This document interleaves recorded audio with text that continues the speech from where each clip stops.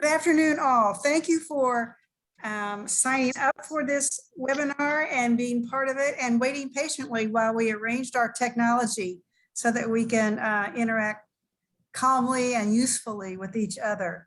I am Jan Anderson. I'm with the REL Mid-Atlantic, and my company's name is WestEd. It's part of the REL. We have some presenters here from WestEd and also from a company near you who's working with this material. And we are pleased to be part of the team that involves the Consortium for Public Education. There's Jackie waving, and Gina Barrett is here as well. So thank you for joining us. We're at a fresh moment here, anticipating this next school year, where more people will be on site, some will still not be on site, but we're trying to help educators anticipate new challenges or continuation of old challenges even as they face this school year. So we're calling it Taking Stock. And today the topic is taking stock of where the students are in terms of their heads, their engagement with their schooling and things like that. We heard, Matt, would you like to show your slides? Or you want me to? Sure, yeah, I can go ahead. Okay. We have presenters here, as I mentioned, from WestEd. That's Matt Gaertner, who's pulling up the slide deck, and also Lydotta Taylor, who's from her own company in your area, as a matter of fact. We're trying to talk about students' engagement in their learning, what could be the background for that, and how to assess one topic that's been found as important in the background, and that's empowerment. So here are our pictures. You will also see our faces every now and then. And Matt, why don't you advance this? And we'll see that there is a research background for this. There are different ways to keep students engaged, and they vary, and you know them. But this is a little bit on how, first of all, to sort of take stock of where they are beyond the crude measures of attendance and things like that, and get a better sense of how they're feeling about their education. This will show a little bit of an instrument which has been used by Matt and others, including Lydotta, and which has had good results in keeping students focused on the task of taking the survey and actually helping people learn things. Can advance this. And just let me know whenever you want me to jump in, Jan. Yeah, I think you're next. There you go. Okay. All right. Thank you. And can everyone hear me okay? Jan, if you wouldn't mind just tracking the comments, if there are any comments that come in, it's a little hard for me to see them while I'm presenting. But as Jan mentioned, what we want to talk about here is a measure of something that is very much related to the topics that you had brought to us. I was going to say, it seems like years ago, and it was years ago in Pittsburgh.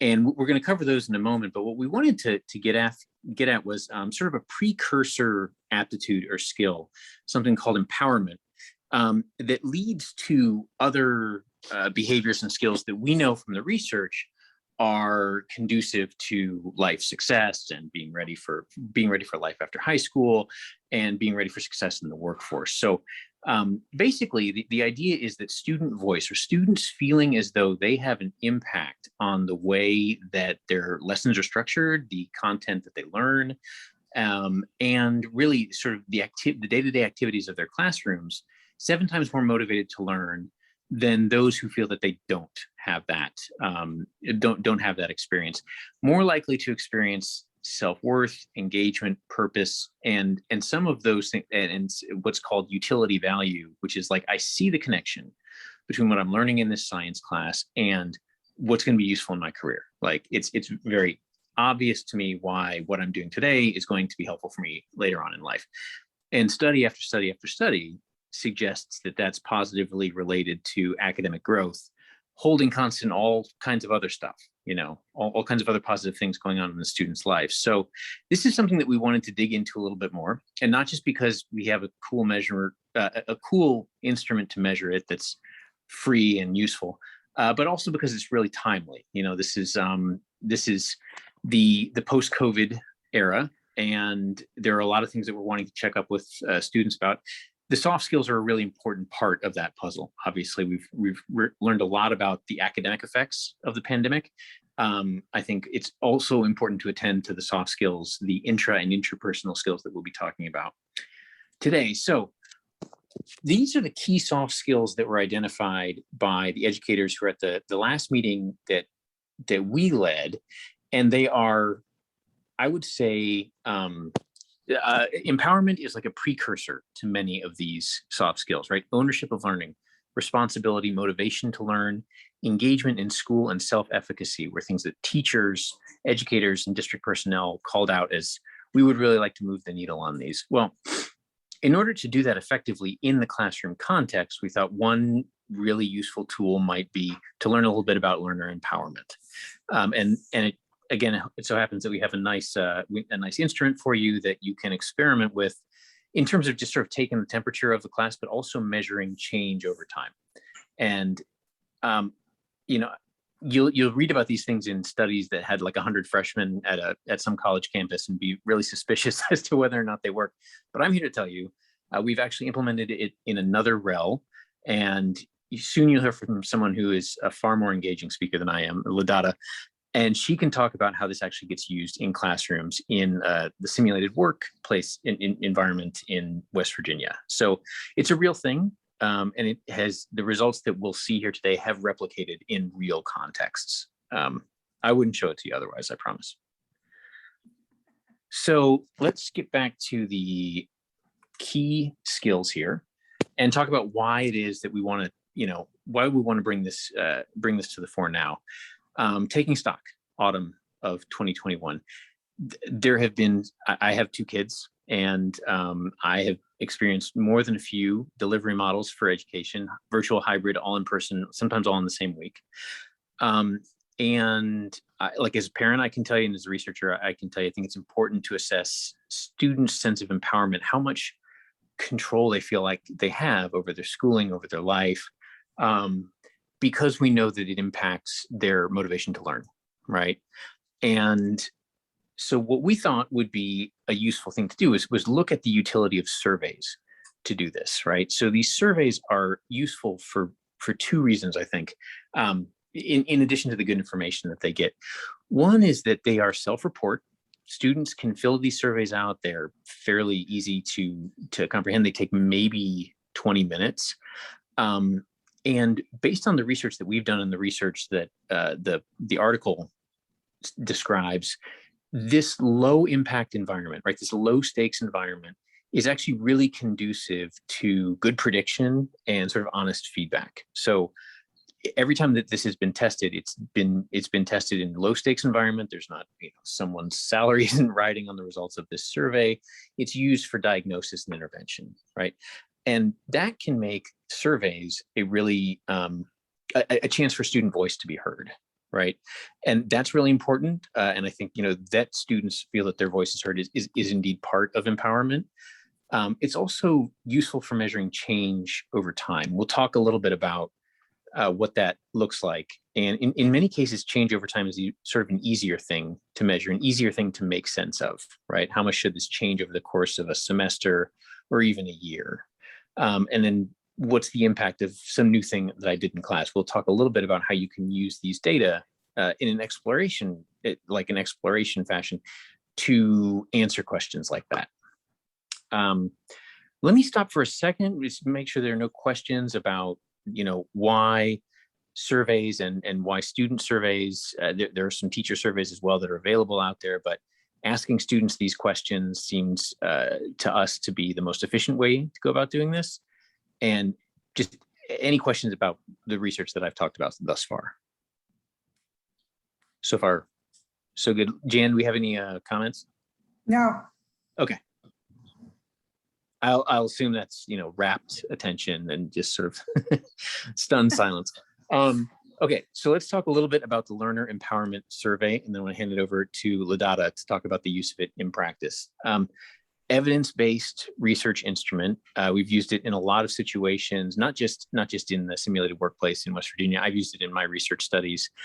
It is supposed to pick up situation-specific perceptions of empowerment, not traits. So states, not traits. What that means is the way students feel at a certain point in time, not their inherent and rather unchangeable personality traits. But it has very high reliability and a very strong predictive association with learning.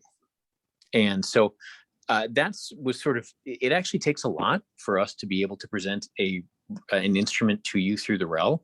It has to go through a lot of validation checks, and that this made it this far as a social emotional learning measure says something about its research base. It is quite strong. So in fact, it has been used by REL Appalachia for a while to support West Virginia's statewide CTE program, which is simulated workplace. I'm not going to talk much more about that, but it gets used to measure school climate change and school culture change. And it's really, really simple to administer. 35 statements, students agree or disagree, takes about 20 minutes. It's open source and it's free for everybody. And it's also, you'll be able to look up the research and you can sort of track your class's progress alongside some other class, you know, a first year college class or a ninth grade class. So there are benchmarks out there for what constitutes, you know, a lot of growth or not too much growth over the course of a semester. There are 3 dimensions of empowerment: impact, meaningfulness, confidence. So basically impact is the extent to which I can impact what happens in my classroom and in the lessons. Meaningfulness is, does the content resonate with me? Can I make a connection between what I'm learning and what I'm going to have to do when I'm finished with high school? And then finally, confidence. And that is just sort of, does that result in me, do those 2 things result in me feeling better about my chances of being right when I stand up and answer a question in class, right? So it's sort of, are you ready to be a little bit more engaged in class because you've got that impact, because you've got the meaningfulness of the content? And these are questions that get to that. The most important one is impact, right? Of all of these 3 factors, the most important, the most influential on learning is impact. So the accomplishment of a task is perceived to make a difference in the scheme of things, right? You're learning something that is important and it is relevant to you, and it's going to change something that matters to you, right? Same reason that a lot of us took the jobs that we did. Meaningfulness has fewer items, and this sort of does the task fit within your belief system, right? Is it something that you can relate to, whether or not you're sort of making a justification that it's meaningful or impactful beyond, you know, your experience? But if it's relevant to you, then if you can attach some meaning to it and you can sort of relate to it, that is also important. Not quite as important as impact, but very useful. So educators who are able to do that, make the content meaningful for students, more likely to have students that are more engaged. And then finally we have confidence. So you feel qualified and capable to perform the activities and achieve the goal. This is what we want in end state, right? This is where empowerment leads. And all of the studies that are summarized in the articles that we've included here show that the students who feel more qualified and capable are indeed more qualified and capable according to every metric that we have, right? So it's not just that they feel more self-efficacious, they actually are scoring better, you know, on the relevant content. 9 items for that. So here's some example questions. And this is just sort of ways that these would be questions that students answer all together. Takes 20 minutes. My participation is important to the success of this class. I have the opportunity to make important decisions. Class will help me achieve my future goals. So these are questions that you'll want to the extent possible. You can always fiddle with the wording of questions, but to the extent you're comfortable, keep the original wording of the questions because they've been validated, and you'd be surprised by like the importance of one word change. So as long as you're comfortable with this language, I would stick as close to it as possible in the actual surveys that you distribute. I'm going to stop again for a second and just ask any questions so far about what the instrument does, and like how long it takes to administer, what it's all about, what it's trying to tap? No? Okay. We are almost to Lydotta. I just want to talk a little bit about like how this would sort of show up in your results after a given semester, say, because it helps us sort of understand what the findings will look like. That you don't really need any complex psychometric model. I don't tell anybody I said that, but you really can just sort of add up all of the points that students accrue, and you sort of have a strongly disagree to strongly agree scale. So usually there's like 4 points on each scale, gives you a lot of points for each of the sub indices. And you might get, so overall for the 30 students in your classroom, 45 out of 64 for impact. Now, in and of itself, that's sort of arbitrary, ambiguous. It doesn't really mean anything, right? So what you're going to have to do is evaluate it relative to the other factors, and then evaluate its change over time. And then we can point you to some resources that sort of suggest these are typical numbers for, say, a college freshman, or a high school freshman, or a fifth grader. All right. The most important thing, I think, the most important thing that you can do, in addition to sort of adding a little bit of meaning to these scores, by figuring out the questions that students answered kind of negatively, right? What are the pieces of impact and meaningfulness that a student really feels like they've got some room to grow? That will provide some insight in terms of how you want to, shape your instruction. Also, change over time, right? So these are very, very reliable instruments. It is difficult to make a dent in average scores. You'll find, you'll think, boy, I felt like I really instituted this intervention that was going to make a difference. It's going to be hard to make a dent in the scores. And so any sort of change in mean scores is notable, right? And it is worth sort of benchmarking and carrying forward. Again, as you begin to do these analyses, we can provide you with some reference points around what is a lot of change for a semester, what is a lot of change for a year, because I know it's difficult to understand some of these scales where it's 52 out of 60. It's hard to know. I would say the most important place is when you do see that improvement, look at those students who were scoring low in certain components in the first administration. Did they improve, or did they feel like they had a greater impact, greater meaningfulness by the end of the lesson? Because that's probably what was holding you back at the beginning. That's usually the ways that you're going to make the biggest difference. So remember to look not just at mean scores, but look at the specific items where some students had struggled, and talk to the students about it. Like, this can be actually an empowering experience for students and teachers.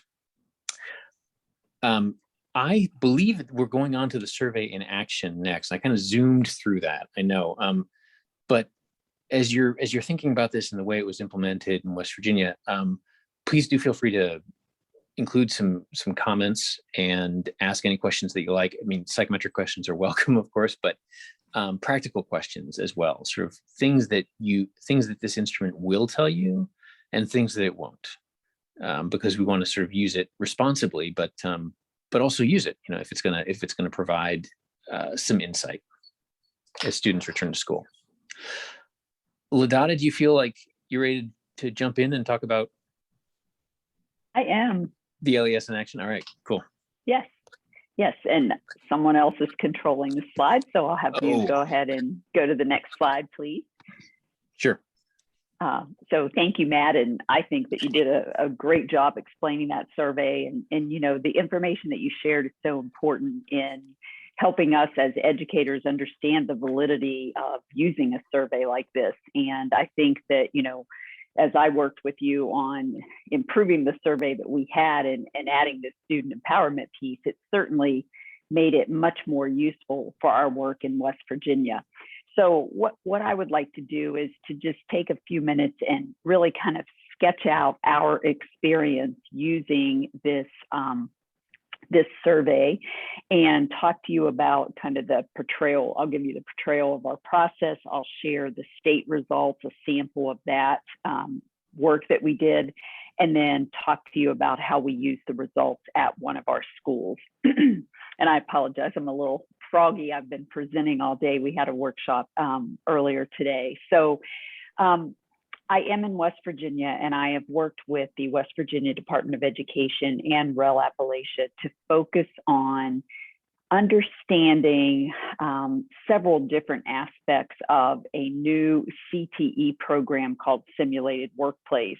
But to be honest, I see use of this survey in every classroom across every grade level and every subject area, because it really looks at how students feel about ownership of their own learning.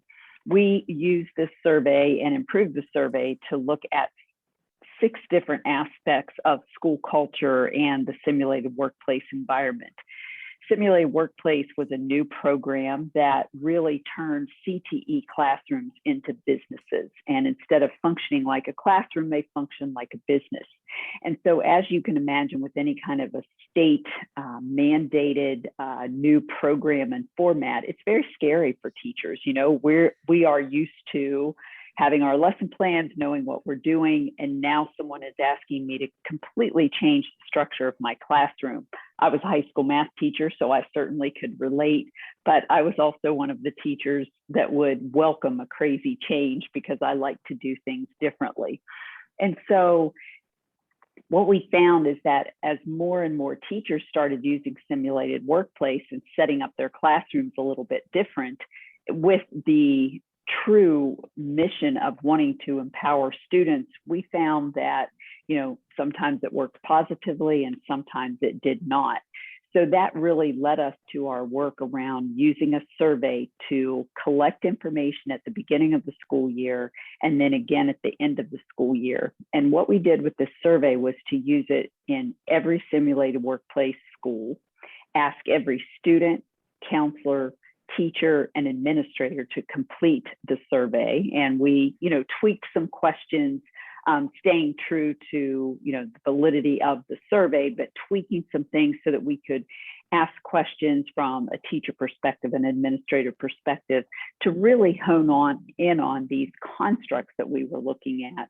And one of those, the most important construct, was student empowerment, because the idea was that students would perform better if they had more ownership of their own learning. And so this survey, when we were able to find something that was vetted and, you know, proven to work, we were thrilled to have something like that as a resource.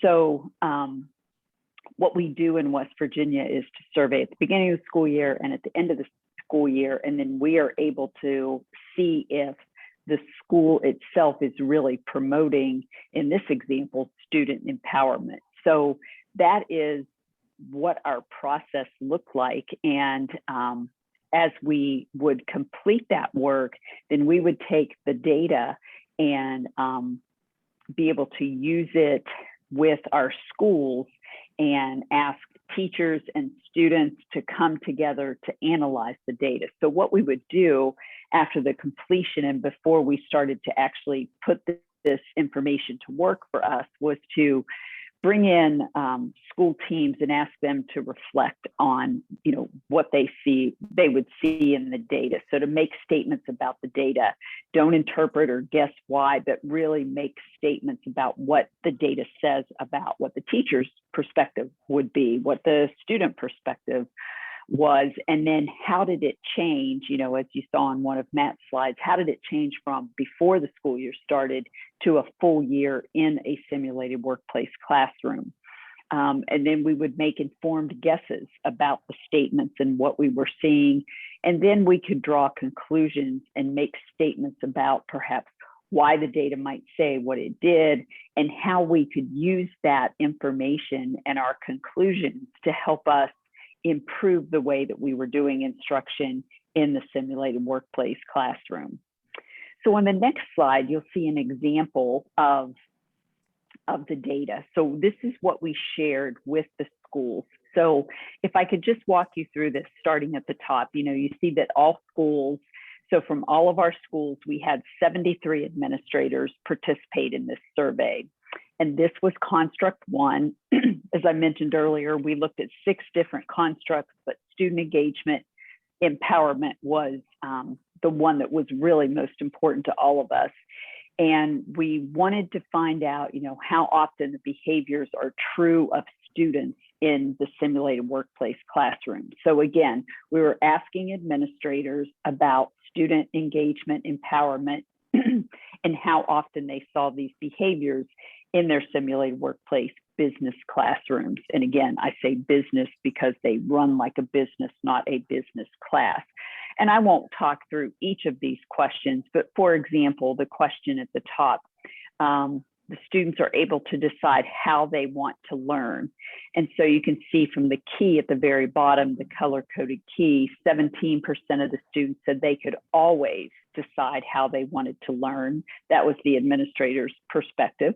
And 47% of the administrators said often, and 40% said sometimes. So you can see that, based on administrators across the entire state, these were the findings that we had for each of the questions. And then what we were able to do was to take the statewide results, and then a school could look at their own results and say, well, within our school, our numbers were a little different and perhaps they were lower. So that was extremely motivational to the schools in trying to make changes to the activities and the way that they handle student empowerment and the other constructs. Just to look at another one as an example at the bottom, are able to make connections between the simulated workplace and the real world. So here we were saying, are the students able to engage and be empowered to know that what they are doing in their welding class, for example, is certainly connected to how the welding operations work in a business.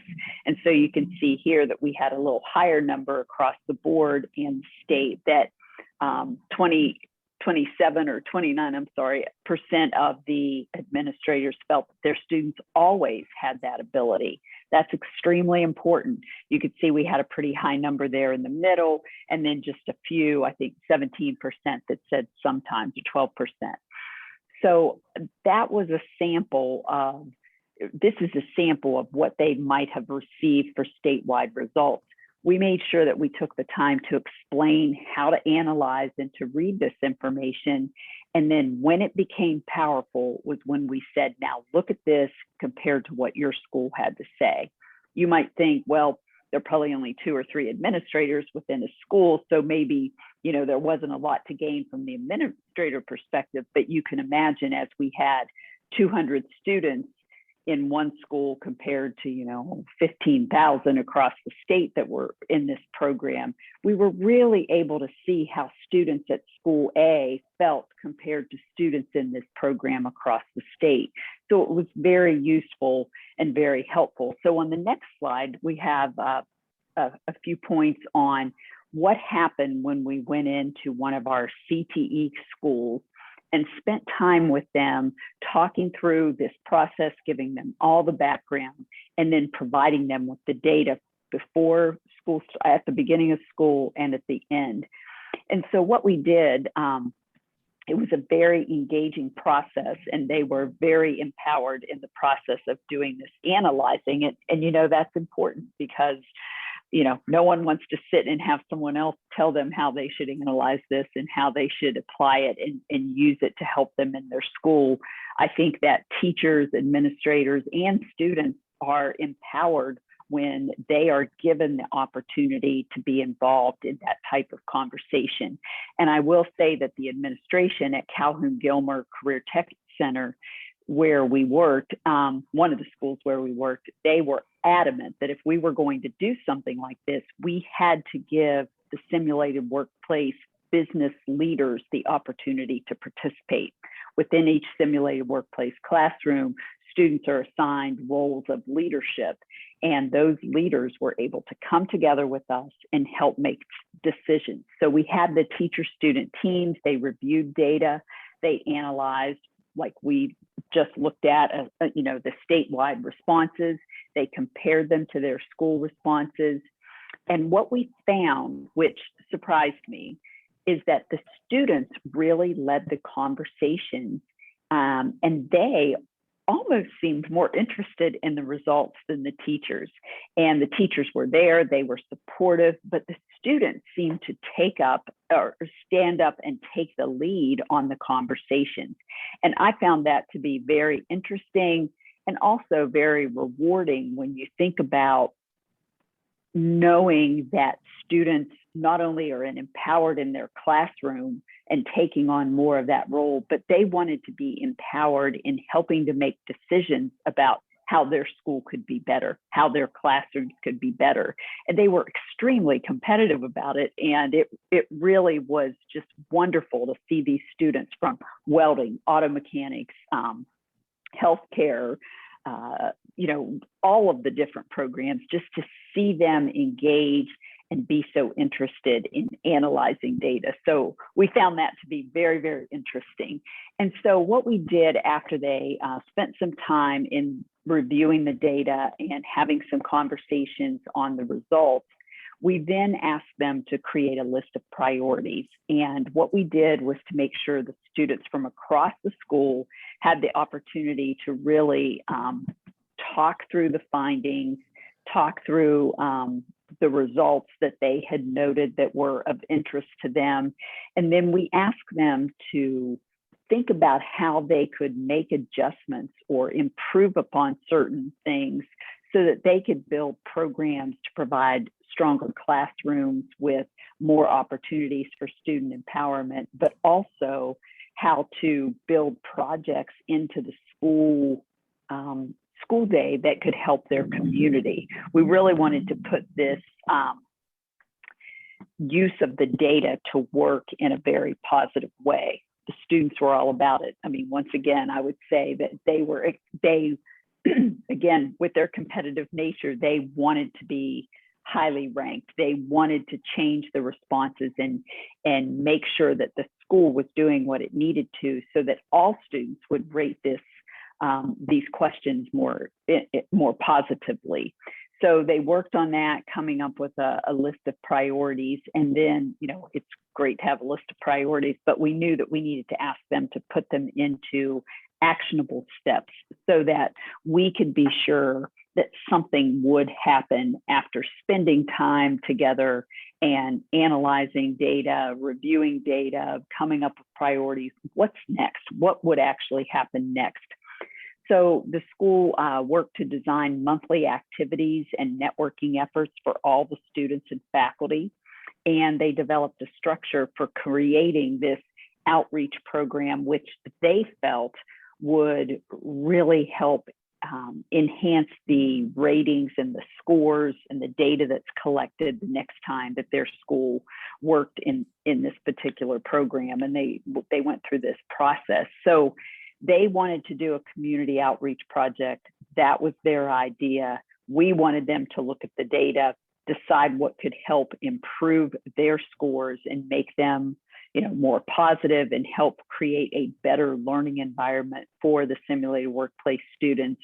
And that's exactly what they did. And then we had great support from the administrator. He did not feel threatened. He knew that this was a way for his school to grow. It was non-judgmental on our part. He did not feel like we were coming in to hear the data. Now we're going to tell you what to do. That was not the process at all, as you can tell from this description. And I believe that that's why it worked positively. We have several schools that are very interested in working with us to continue or to begin this process, because as we look at these constructs, primarily student empowerment, but the others as well, it really can help improve the culture of the school. It can improve the culture of the classroom. And overall, it makes for a much more positive learning environment where students are empowered in their learning, which, as we all, if you've been in the classroom, if a student cares and feels like they can take charge, that they perform at a much higher level because they are engaged in what they're doing, they're in charge of what they're doing, and that ownership really helps them to perform in a much more productive and positive way.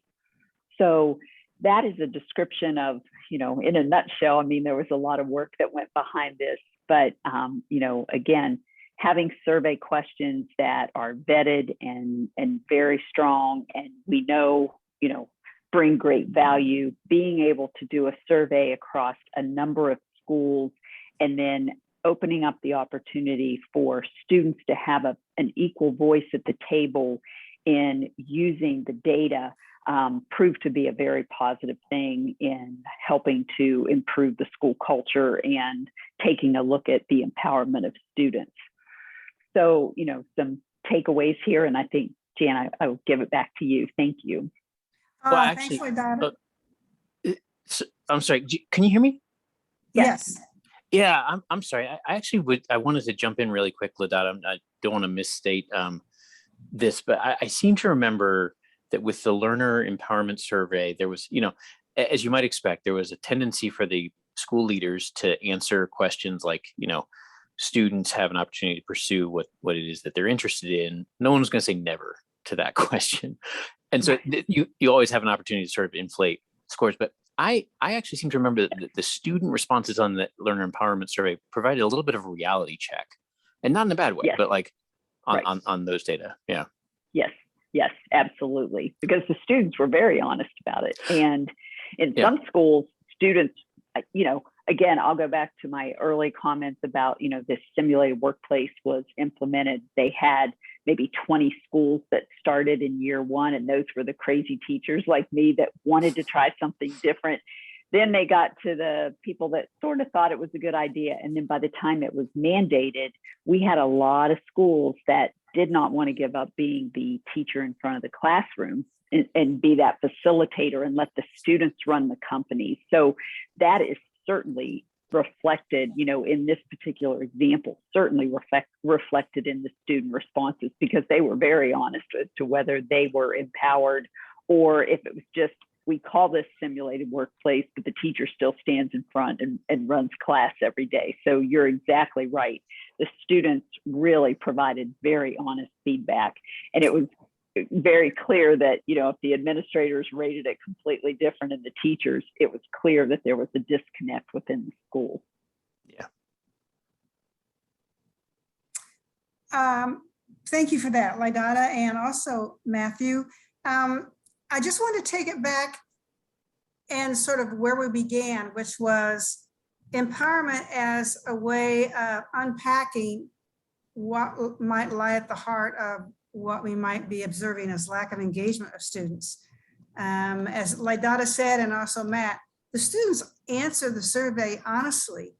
And these three dimensions, feeling good about something or feeling they can control it, feeling that it's relevant to their lives, those three dimensions that the survey sort of highlights, those are things that teachers and others can look at and sort of get a little sense of what to try, maybe some ideas on how to improve the engagement, the empowerment. So in addition to the fact that it's free and easily available, easily doable, short, and there's a long history now of students actually paying attention to the questions and answering honestly, we thought this would be a useful tool to put in people's hands as they start a new school year to maybe sort of take stock of where the students are at sort of in their heads about learning, their own learning. I'm gonna call on, and maybe this will work and maybe not, I'm gonna ask Jacob or Chris, who joined this, to see, do you have questions or curiosities or anything you want to raise right now? You can unmute yourself and speak if you'd like. Or perhaps questions. Oops, sorry, go ahead. No, I was going to say, or enter something in the chat box, but this is better, Chris. Jump right in. Yeah, I was just going to say, I don't have questions. I actually took a lot of notes. It's interesting for me, I just keep thinking about the post-COVID and the concepts of things that really are shaping how we address, because not a lot of us know yet what school is going to look like. I work for an intermediate unit. I'm actually a retired educator and decided to open up my own consulting business. And one of the things that I've been doing is working with the last intermediate unit and school districts to talk about career readiness. And so life after high school, so much of this, when you talk about the soft skills, is just really focuses on how do I get ready in the very uncertain world that I live when I'm a high school student, especially who's closer to the graduation. So it's just interesting to me how like laser like you pinpointed and are working with trying to figure that out from a student's perspective, because we've talked really in the last probably 6 or 7 months about trying to come together and think through what is it that is dramatically changed for life after high school, for the transition into the workplace, college or not. So a lot of what you've talked about is just interesting, and I'll be curious to see if other districts will maybe take the opportunity to do some of this work with their students. So it's just intriguing to me that how laser like you've become with your work. So I just appreciate it. And I was just taking a lot of notes. So no questions right now, though. Thank you. Thank you, Chris. We also have a Yeah. note Thank you. from Jackie reassuring us that she's going to distribute the slides and the links. There's a link to the survey itself. Of course, there'll be a link to a survey of all of us afterwards, but just popped up. Yep, I was thank just going to say, I really appreciate that comment, and I will, I'm, as a sort of dyed in the wool psychometrician, I'm as skeptical as anyone about the measures that are not about sort of right and wrong answers to questions. But at every turn, I've been really surprised by these measures. So there's these empowerment measures. I'm working on one right now for Success Academy, which is the sort of the original charter school in New York City. They're measuring 3 traits that just every single time have a huge impact on students. I mean, SAT scores and AP scores, and those are purpose and autonomy and environment. And that is the extent to which you shape your own environment to get what you want out of it.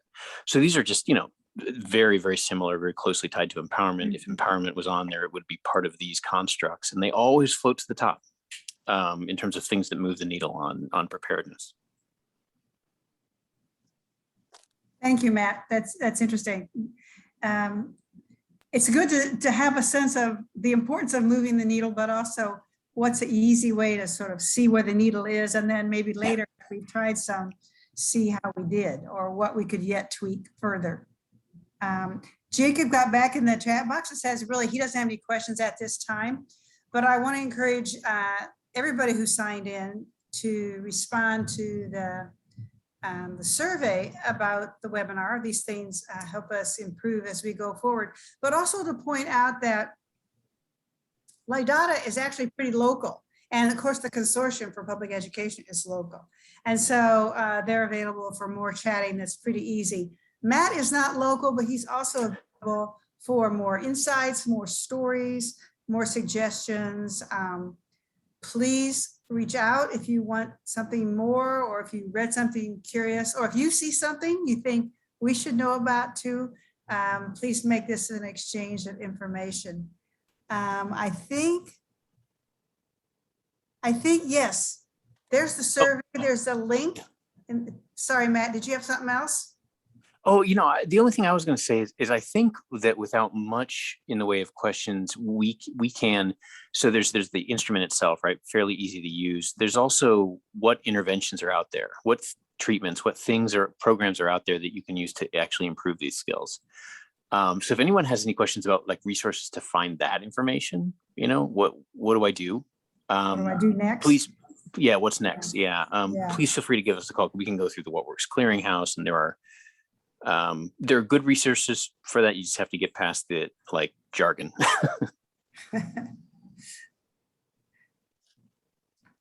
Other observations or suggestions? Jack, No, Gina? if you hear my dog barking in this for a second, forgive me for that. I can hear someone's at the door. So. But what I wanted to say, Matt, to your point was just a side note. So this coming week, I'm going to be working with several students who are in a partial hospitalization program, and my context of my work is future ready skills and preparing for life after high school. These are upper middle school, and they're all girls, interestingly enough. Mm-hmm. And so just trying to pull my thoughts together and my work in my past, I've spent my life with career development and career readiness. And so if in your, maybe the follow-up email that you guys are always so great about sending the information that you've shared, if there's maybe just a a link that you could think of that could be a great resource. I've done a lot of work with writing my own curriculum, and there are lots of things that are really wonderful. The career plan webinar that I sat in last week was really powerful as well. And so, if there's anything that you feel like that would be helpful in terms of a resource, Pennsylvania has a future ready impetus for districts to get themselves moving and do a little bit more effective work in preparing kids for life after high school. So they're graded, so to speak, on that. And I'm always looking for just neat programs or resources that we could share with our districts. We've looked at Smart Futures platform. They do a phenomenal job looking at skills-based work, and there's a lot of other resources out there. So I don't want to even just try to speak for whatever about that. But if there's anything that you feel like would be helpful to really address, even from an employer's perspective, soft skills and/or the work as it relates to COVID now, because getting into the workplace and trying to get people to work with kids directly when they might be online and/or doors are still shut to some businesses, that's just a big challenge for us to try to really be more up to speed on, current conversation about soft skills and career readiness. Yeah, absolutely. And these are all girls. Yes. Yeah, but because sometimes the recommendations are slightly different depending upon age and stage. So yeah, we'll look things up, and it's a little bit different for academic and non-academic too. So we'll send some stuff your way. That's awesome. Thank you so much.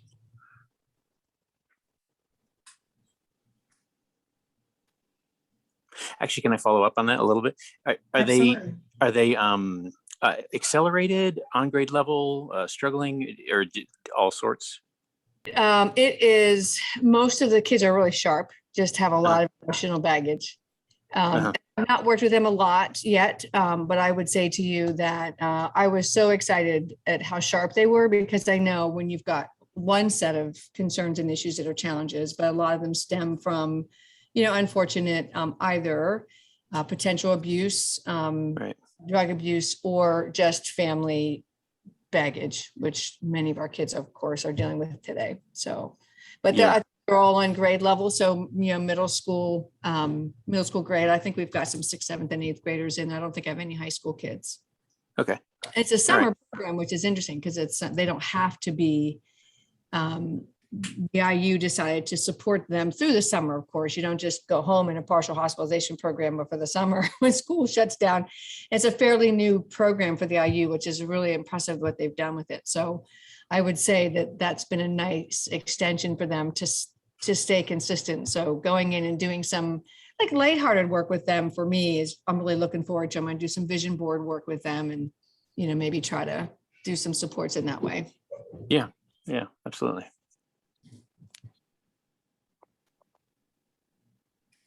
Matt and Lydotta, if you have other resources that you think of in the next day or so that you'd like to share with this group, and also all those people who registered, we had several more people register. I know that things just keep blowing up people's lives as we're thinking about starting up school. Was with some educators today, and lots of problems so that they, keep coming up. But I will be emailing all of those folks, all of the information that you shared today, a recording.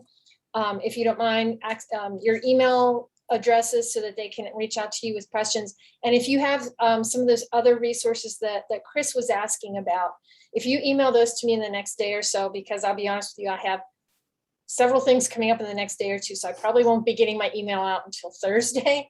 But I would be happy to share those resources with these folks and all the other folks who registered. Sure. Yeah, I think the research is finally catching up to everyone's interests. So there's maybe some stuff to share.